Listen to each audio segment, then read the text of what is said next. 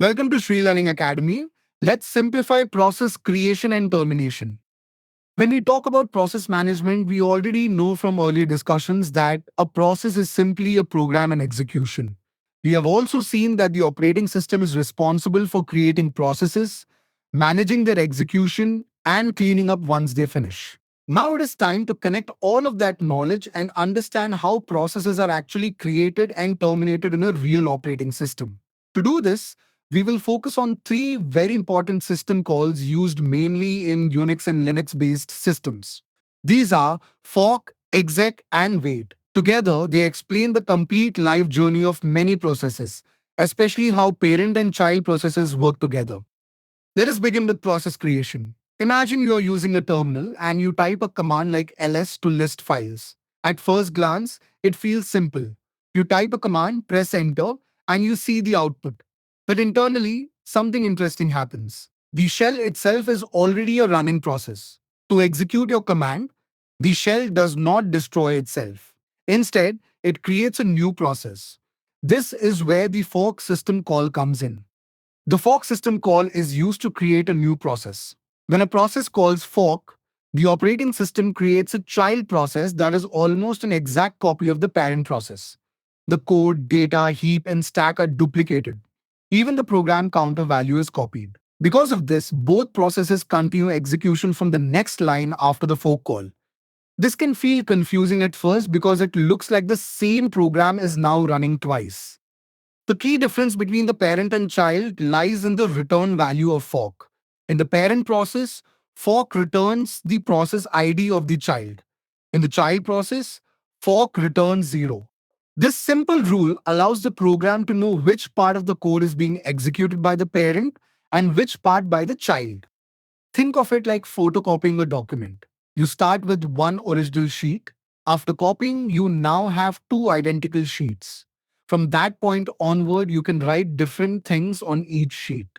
Similarly, after fork, the parent and child start as identical, but they can follow different execution paths.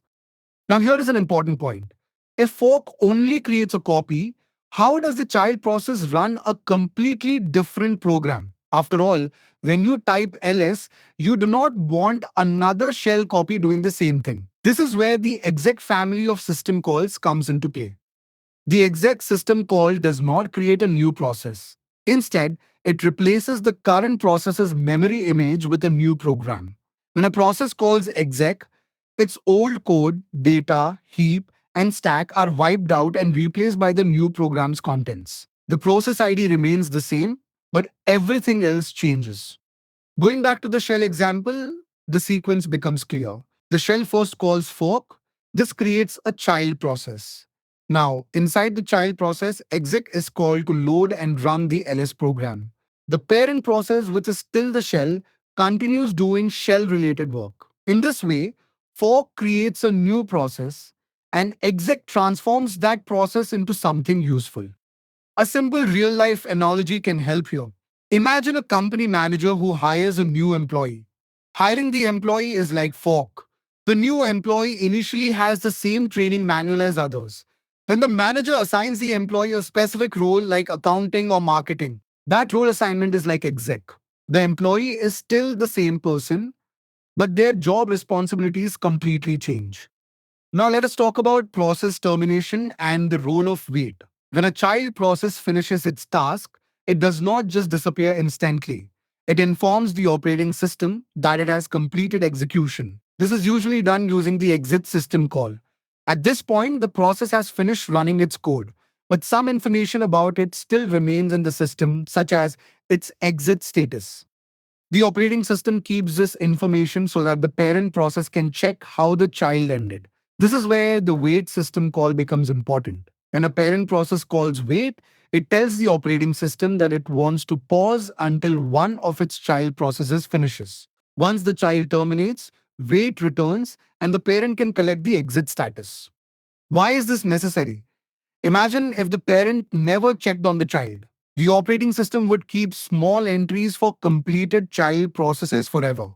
This would slowly waste system resources.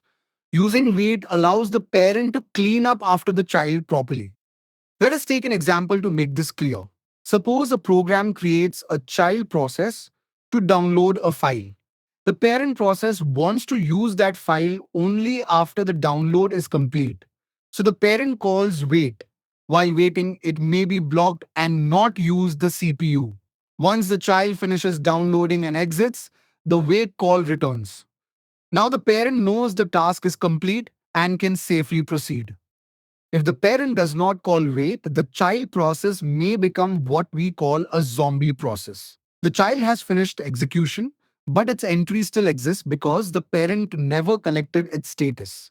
We will explore zombies and orphans in detail in the next topic. So for now, it is enough to understand that wait helps prevent such situations.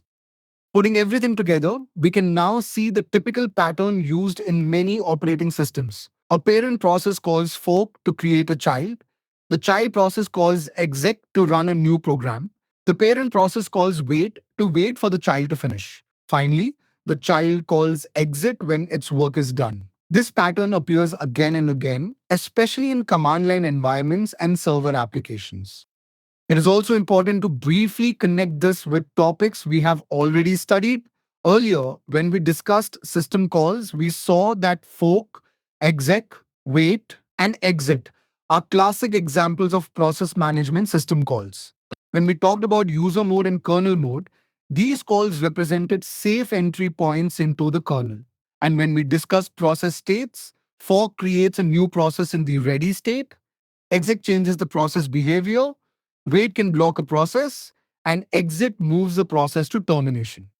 One final thing to remember is that while fork copies the process, modern operating systems use optimizations like copy on write. This means the actual memory is not copied immediately. Both processes share the same memory until one of them tries to modify it. This makes process creation faster and more efficient. So, in simple terms, fork gives birth to a new process, exec gives it a new identity, wait allows coordination between parent and child, and exit marks the end of a process's life. Together, these system calls form the backbone of process creation and termination in many operating systems. Understanding this flow makes it much easier to grasp advanced ideas like zombies, orphans, job control, and even server process models that we will explore next. That is it for this video. See you in the next one.